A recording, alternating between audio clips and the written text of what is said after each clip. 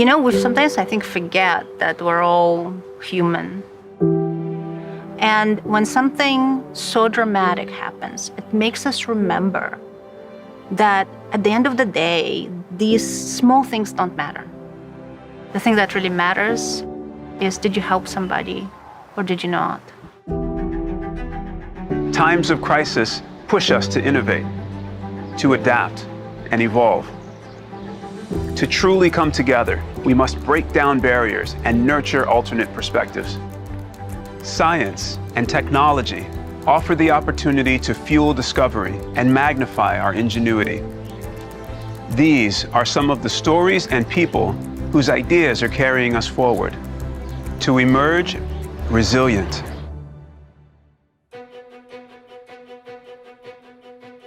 So it was literally probably overnight that we went from, is this real, to, oh my God, this is real and it's way worse.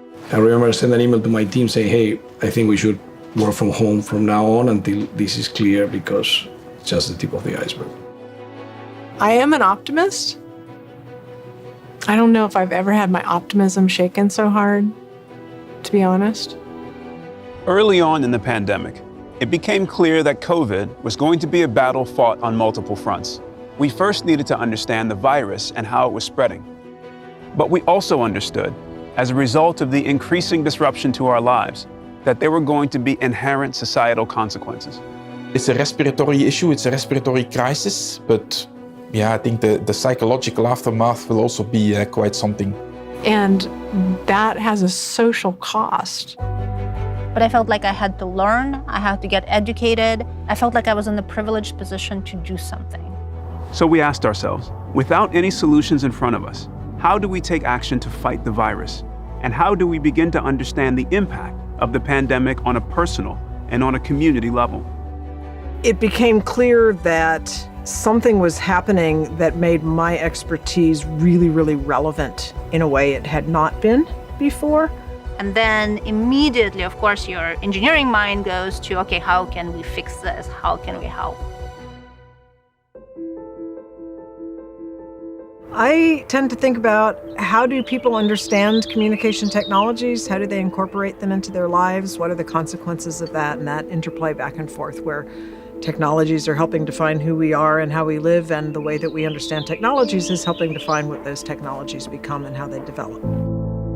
We're unique, but we're absolutely this entwined web of ways of being in the world. So most of what we have to learn is how to study relationships. I think that everything that happened last year is very hard to understand in terms of a technology-people relationship, because we were all traumatized and living through a completely surreal experience, losing our sense of what is reality. Like, the lesson of the social sciences is you can interject one thing, time, and it changes everything. The purpose of the Work Trends Index is to take the pulse of the global workforce and understand, how is modern work changing worldwide. There was a survey of about 300,000 workers in 19 different countries, trying to understand their experience of this change. People report more meetings, more hours at work, more messaging. They report more messages after hours, and telemetrics show that there is more messages after hours. So there's just this continuous staring at screens, typing into screens, reading on screens, listening to screens, being with screens. In a hybrid environment, the danger is that a lot of social capital is built through informal and spontaneous sorts of interactions. If you're not in the room, you're part of all the scheduled conversations, but you're not part of any of the befores, and you're not part of any of the afters. And a lot of the occasions when those work relations develop a bit of a flavor of care for one another are harder for you to access.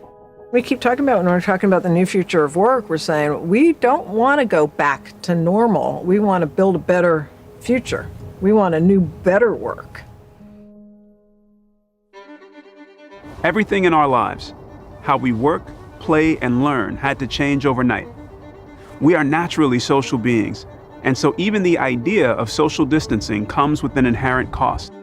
The other thing about people at home working all the time, especially if they're living alone, is that's kind of a lonesome place to be. Struggling to feel connected with their jobs, struggling to fit into their organizations if they've been hired recently, feeling much more dissatisfied in general. So every time everybody's like, well, you know, working from home is like this. I'm like, are we talking about working from home or are we talking about working from home during a pandemic? Because they're completely different matters. We had that privilege to be able to sit in our homes while people who didn't have that same privilege risked their lives.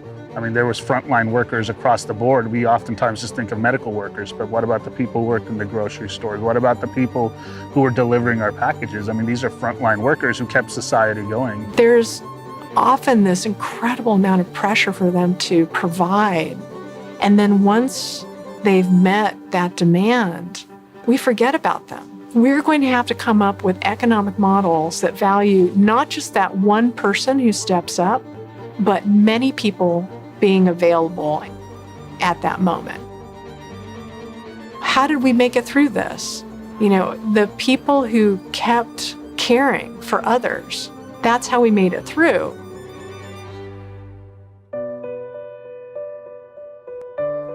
We were searching for any cure, for anything that could help, and nothing was on the horizon. So here comes this 100-year-old therapy that we have used in the Spanish flu pandemic, right? Multiple organizations came together to initially leverage convalescent plasma for potential treatment for COVID. What I've seen in terms of people connecting with each other because of the disease has been extremely powerful, especially when they were able to save or help another person and save their life. And there were, of course, cases where people were recovering if they got the plasma at the right time, in the right dosage. But to learn that those precise conditions, you have to go through very rigorous medical studies. And we had limited amount of time, and the studies were conducted under different circumstances. So the data was coming in from all different areas, and scientists were sitting literally in the room together discussing, what does that actually mean? We actually invited these community leaders to participate in the very same forum with doctors, with scientists, with medical institutions. It was helpful for these therapies, but it was also helpful for other therapies that were emerging because the same scientists were working on a lot of these same things, right? And now they were talking, they were discussing, they were connecting. Now you have 2 heads, 10 heads, 20 heads better than one. So it was completely unprecedented in terms of how survivors and community leaders connected directly with those who were making medicine, who were making vaccines, who were treating them, and helping them understand what is happening out there on the ground.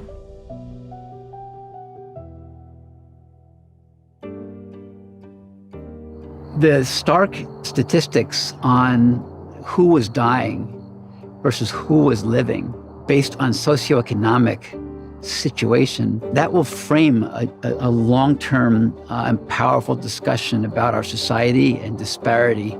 3 times the number of people of color were killed by the virus than represents their demographic in our population in the United States. That should make no sense. There's not a biological reason that happened. Problem is that this pandemic has exposed so many disparities.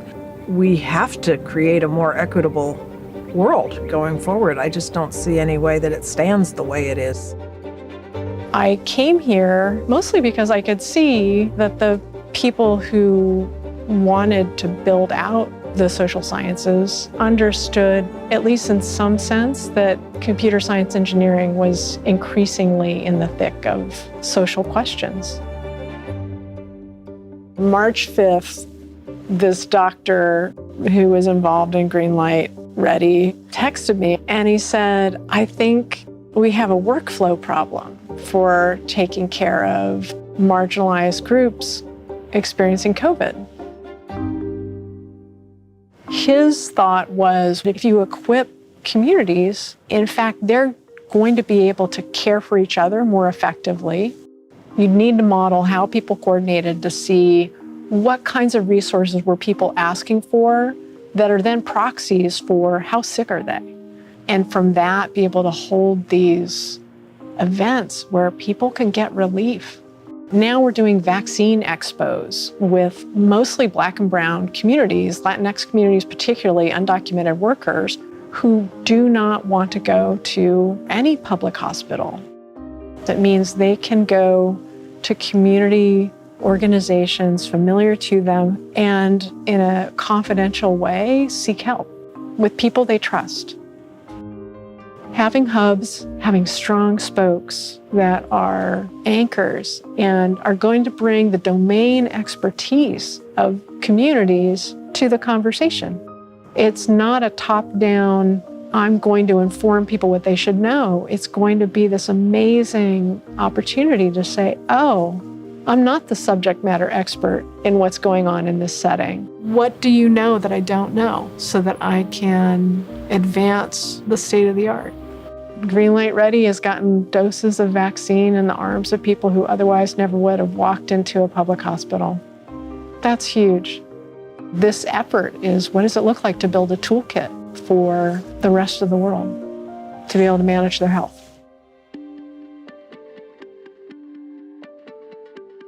Our power is to change the world through science, but our responsibility is to understand and empathize and envision the world that we actually want to be a part of.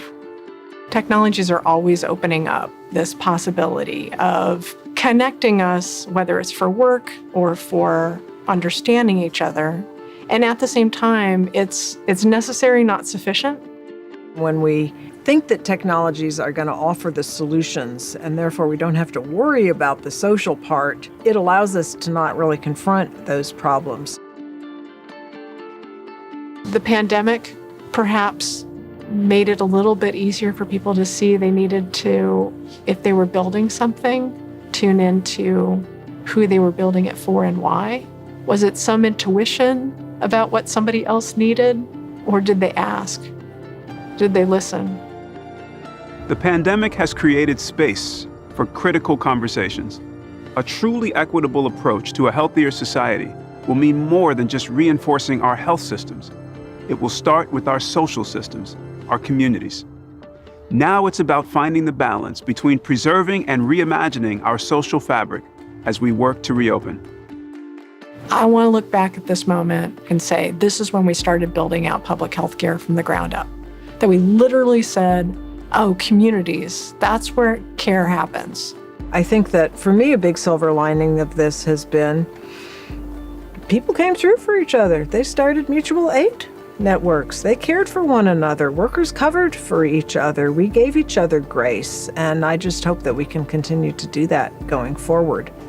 And as humans, we just think about a lifetime. Oftentimes we think about a couple of years, maybe a decade. But, there's a beautiful proverb. We don't inherit the earth from our parents. We borrow it from our children.